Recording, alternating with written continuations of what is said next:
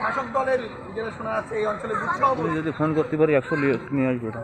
আমি 150 বছরের পুরনো, 150 বছরের পুরনো। সেক্ষেত্রে স্যার আপনি কি করলেন? আপনি 150 বছরের পুরনো কথা আগে শোনো এখানে। 150 বছরের পুরনো।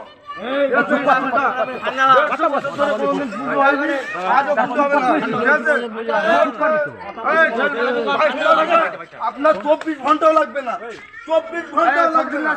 150 বছরের পুরনো মসজিদ, এখানে কোনো হিন্দুদের কোনো অনুষ্ঠান হয় না। আপনি কি এখানে মোদী সরকার পেয়েছেন? গাড়ি ভরে দেবো আপনাকে। আপনি ভক্তরতা বজায় রাখুন, এইভাবে কথা ভক্তরতা বজায় রাখুন। তুমি আমি কি অবস্থা আমি বলবো আপনার এখানে বড় চলে গেছে তুমি তো পারো তুমি করি না তুমি দুদিনের বিয়ে করে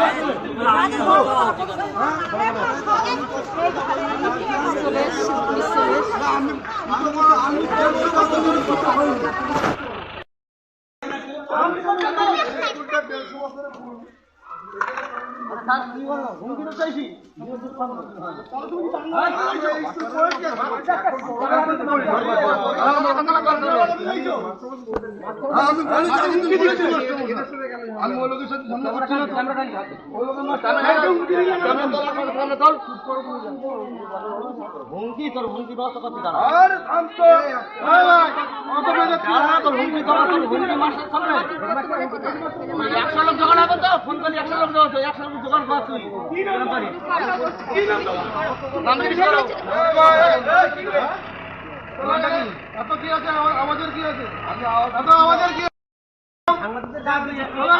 সাংবাদিক গায়ে আছে তো কথা বলে সাহস আজকাল গায়ে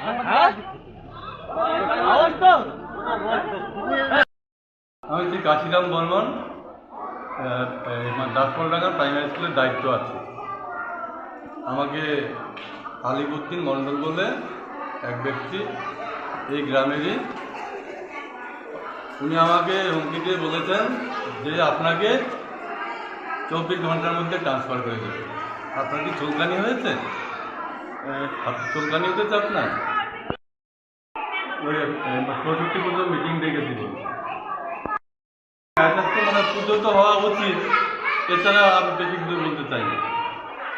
আমি চাপে আছি, বুঝলাম তো। হ্যাঁ, বিচার তো হয়তো অন্যায় করেছে, সেই হিসাবে তো অনেক বিচার হওয়া উচিত। মন্ডল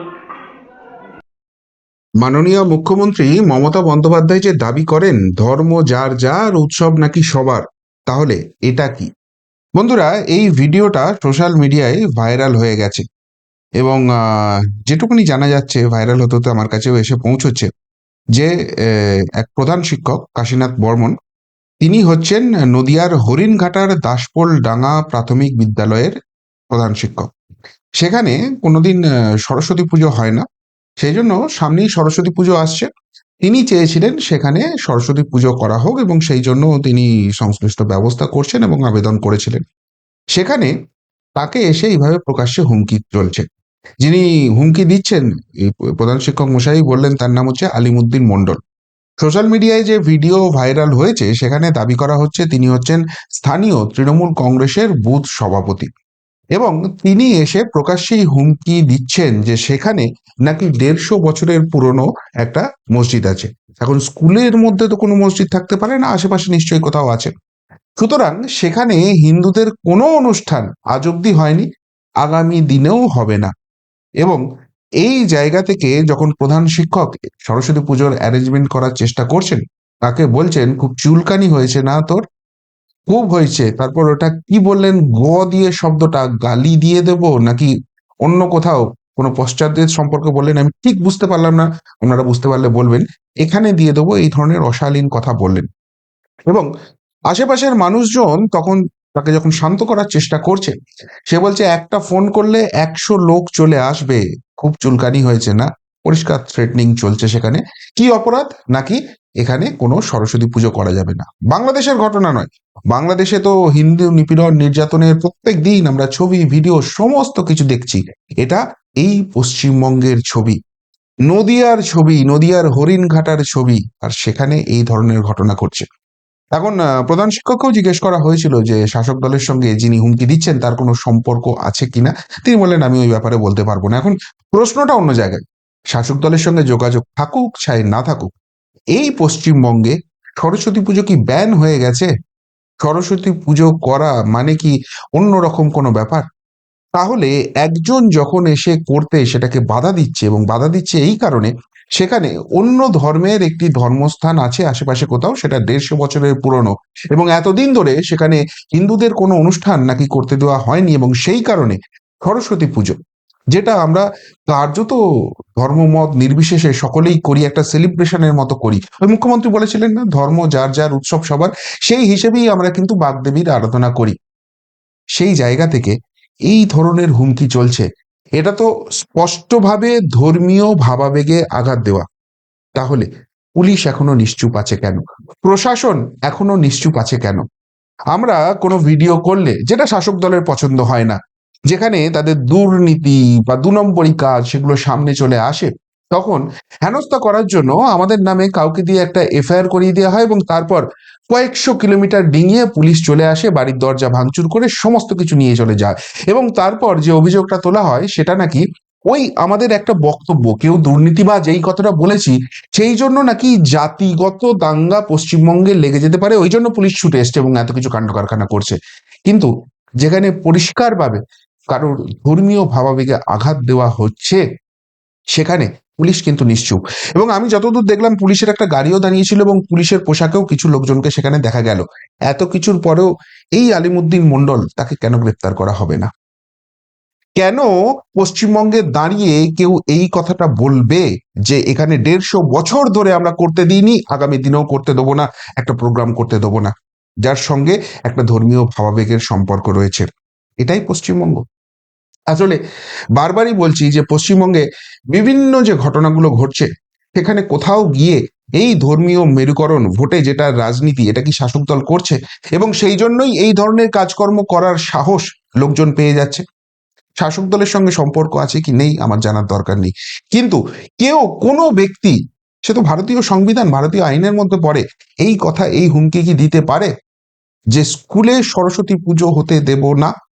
পশ্চিমবঙ্গ সরকার কি সরস্বতী পুজোটা স্কুলে ব্যান করে দিয়েছে?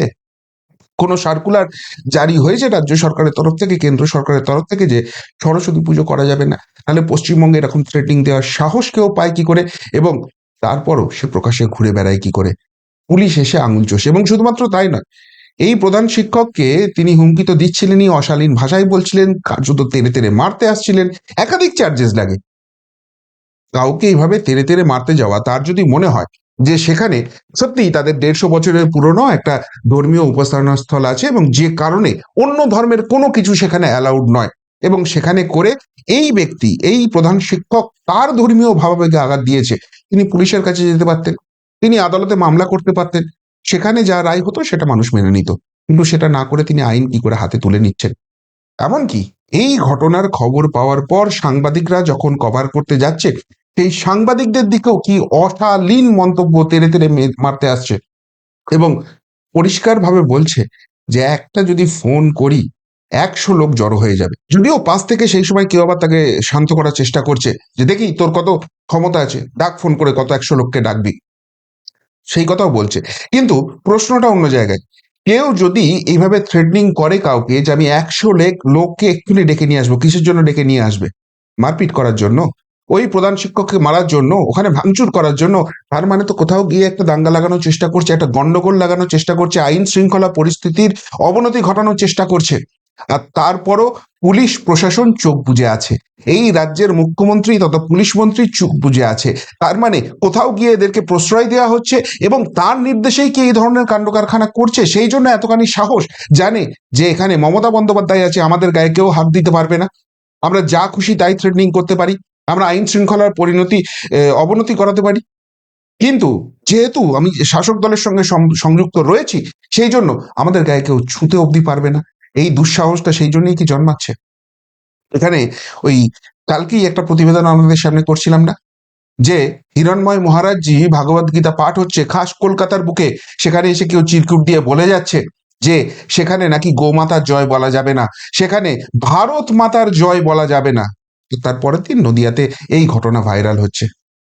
পশ্চিমবঙ্গে সত্যিই কি ধর্ম যার যার উৎসব সবার সেই জায়গাটা রয়েছে, নাকি নাকি হিন্দু সনাতনীদের উপর এই অত্যাচার, এই রোয়াব, এই চোখ রাঙানি বারবার বেড়ে চলেছে? এবং সেটা দেখার পরও, সেটা জানার পরও পুলিশ এবং প্রশাসন চুপ করে আছে, এবং সেই চুপ করে থাকার কারণ স্বয়ং এই রাজ্যের প্রশাসনের মাথা যিনি, তার নির্দেশ, তার অঙ্গুলি হেলন আছে। সেই প্রশ্নটা কিন্তু উঠে যাচ্ছে। বাংলাদেশে এই চিত্র হলে তাও মেনে নিতাম, কিন্তু পশ্চিমবঙ্গে আসলে পশ্চিমবঙ্গের চিত্রটাই এখন এরকম হয়ে গেছে যে 2026-এ নির্বাচন আসছে এবং সেখানে একটা ভোট ব্যাংক, একটা বিশেষ শ্রেণীর ভোট ব্যাংক অবশ্যই করে দরকার জেতার জন্য। ফলে তারা যা খুশি তাই করতে পারে, তারা আইনের ঊর্ধ্বে, এবং আইন কানুন প্রশাসন কোনো কিচ্ছু বলে কোনো কিছু অবশিষ্ট নেই। সেই কারণেই পশ্চিমবঙ্গে এই ধরনের ঘটনা ঘটানোর সাহস পায় এই আলিমুদ্দিন মণ্ডলরা। কি বলবেন বন্ধুরা? যদি এই নিয়ে কিছু বলার থাকে অবশ্যই কমেন্ট বক্সে কমেন্ট করে জানাবেন। এখনকার মতো এখানেই শেষ করলাম, ফেরত আসছি নতুন প্রতিবেদন নিয়ে খুব তাড়াতাড়ি। ভালো থাকবেন, সাথে থাকবেন, পাশে থাকবেন। নমস্কার।